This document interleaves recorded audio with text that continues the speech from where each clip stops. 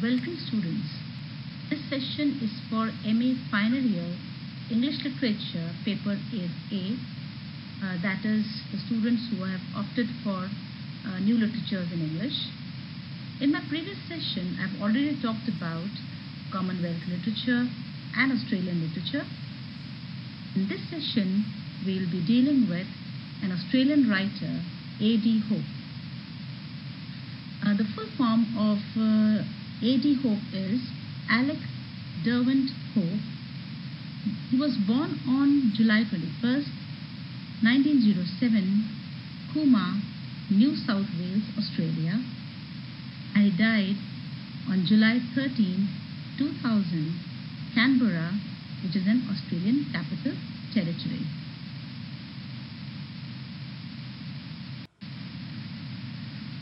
Coming to his biographical details, when we see his career as a professor, he lectured at the University of Melbourne from 1945 to 1950, eventually moving to Canberra, where he was Foundation Professor of English at Canberra University College, and this college later became Australian National University until 1969.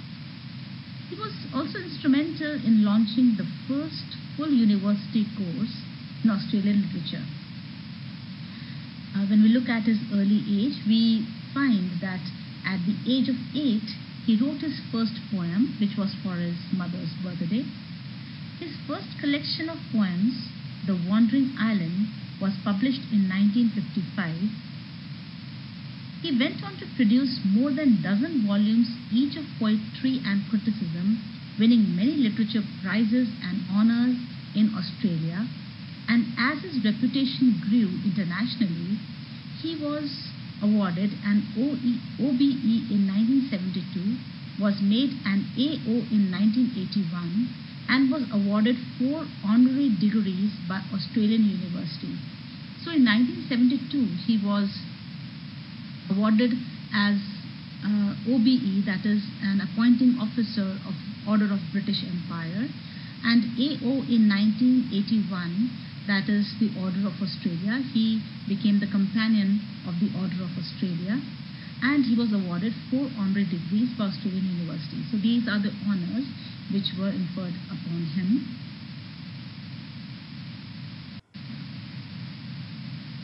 When we look at the style of Hope's poetry, we see that he has a very different style that deals with man in all aspects. So Hope basically writes about man and all the aspects, all the emotional aspects and other aspects that are related to man. And his poetry reveals particularly the modern man of post-war era. While analyzing his poems, it is observed that patterns fall broadly into 4 thematic concerns. So if we divide his poems according to their themes, we see that broadly they can be divided into 4 concerns, and they are myth, erotic, love, art and self. Though there are many streams flowing within each, self, that is man himself, is the main concern of Hope. So with these 4 basic concerns, there are many sub-themes or sub-streams flowing within these 4 basic ones. But basically we see that it is self of human being or self of a man which is the main concern of Hope. He in his poem deals with man in all aspects that includes love, joy, death, birth, union, separation, sorrow, pain, inner conflicts, spiritual quest, etc. So all these are human emotions, and he deals with a variety of human emotions in his poems. And then there are other poems which deal with estrangement, isolation and loneliness. He also talks about these human emotions of estrangement, isolation and loneliness of post-war era modern man. He had a remarkable facility for digesting a wide range of reading matter. literary, historical, philosophical, and scientific. So we as readers, when we go through his poetry, we see that his poems reflect his variety of reading areas that include literature, history, philosophy, and science.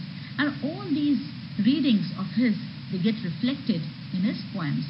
So we have references from literature, from history, from philosophy, and from science reflected in his poems. He also had an extensive knowledge of the history of language and a retentive memory.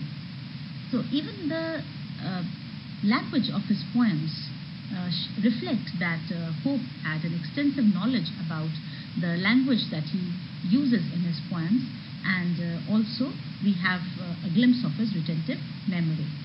He could adopt levels of poetic speech at will.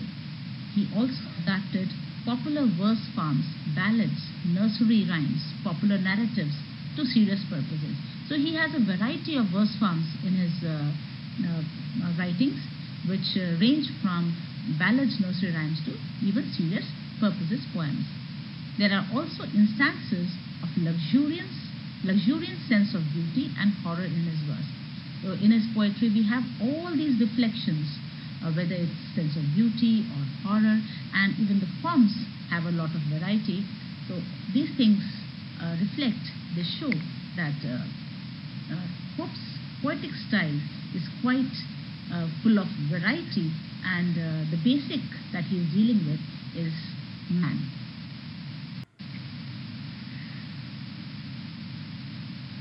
Coming to the works of A.T. Hope, we see that he has a long period of 50 years when he published his works.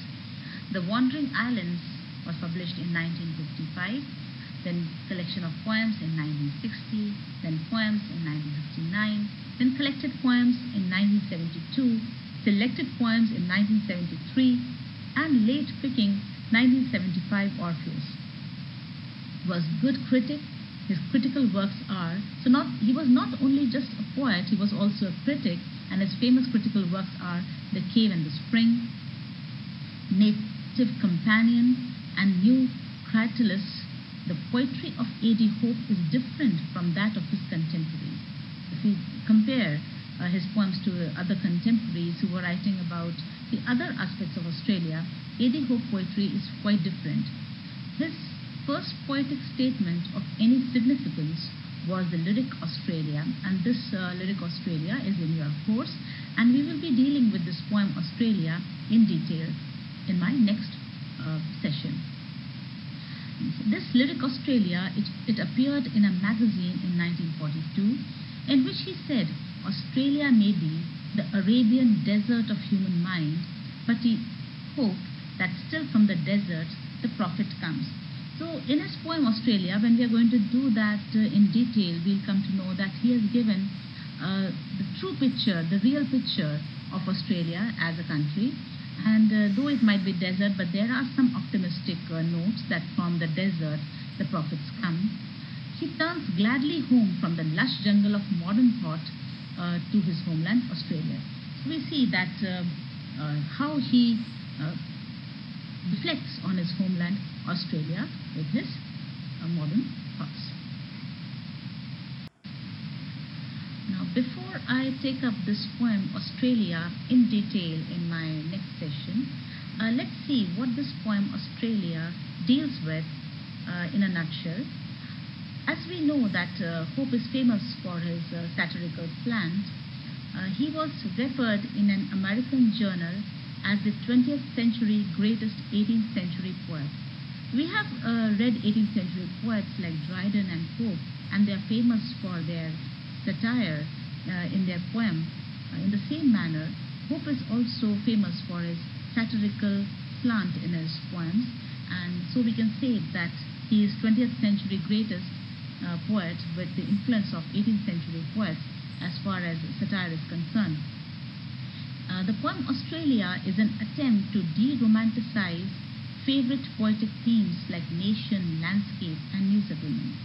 So there are poets who have their favorite poetic themes like their nation. They are talking about patriotism. They romanticize their homeland and they give beautiful pictures of the landscape of their country and talk about new settlements. But Australia is quite different from this attempt. It is a poem that de-romanticizes this aspect of nation landscape and settlement. Rather, we see that Pope gives an expression to Australian reality. He does not talk about Australia in a romantic manner, in an imaginative and a very beautiful manner. Rather, he talks about the harsh realities about this country, and he questions the idea that Australia is civilized. When we go through this poem in detail, we come to know that at various places, Hope questions this aspect of how civilized this country, Australia, is. Thanks for now, and in my next session, I'll be dealing with this poem, Australia,